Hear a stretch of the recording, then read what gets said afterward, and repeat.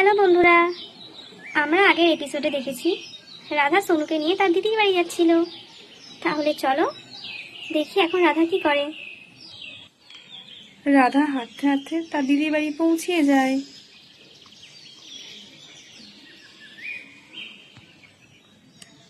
লতা দিদি, ও লতা দিদি, বাড়িতে আছো নাকি? লতা দিদি, আরে এই এত সকালবেলা কে এলো আবার? যাই দেখি তো কে এসছে। হ্যাঁ আসছি, দাঁড়াও। কে?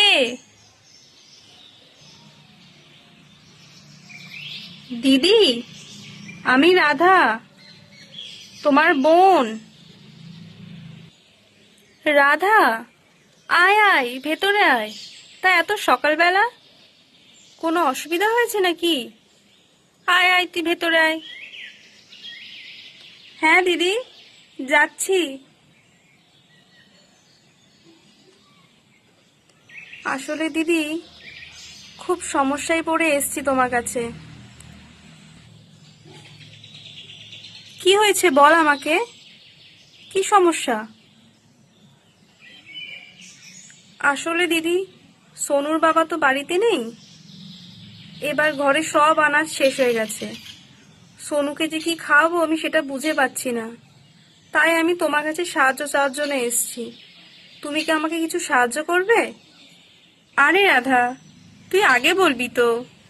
আয়, তুই বস। আজ আমি সুজি রান্না করেছি, তোকে আর সোনুকে দিচ্ছি। তুই বস, আমি এক্ষুনি সুজি নিয়ে আসছি। এই কথা বলে লতা সুজি আনতে যায়।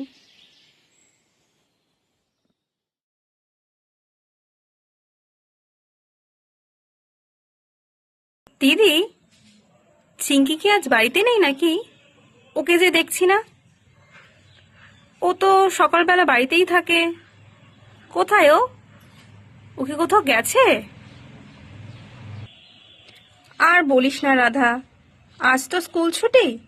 সকাল হতে না হতেই ও খেলতে বেরিয়ে গেছে। কি যে বলবো আমি ওকে, বললাম খাওয়া দাওয়া করে যা, তা শুনলো না।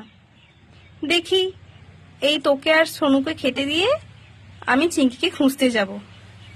দেখি কোথায় খেলছে রাধা, এখনো। আমি সুজি নিয়ে চলে এসেছি, চলে আয়। সবাই মিলে একসাথে গল্প করতে করতে সুজি খাওয়া যাবে। চলে আয়।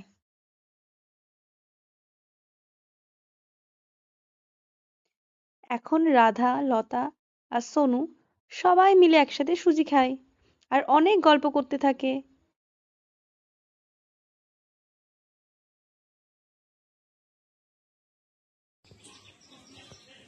এই নাও সোনু, তুমি খেয়ে নাও। মাসি তোমার জন্য সুজি রান্না করেছে। খেয়ে নাও, খেয়ে নাও। হাঁ করো, হাঁ করো। এই নাও সোনু, সুজি খাও।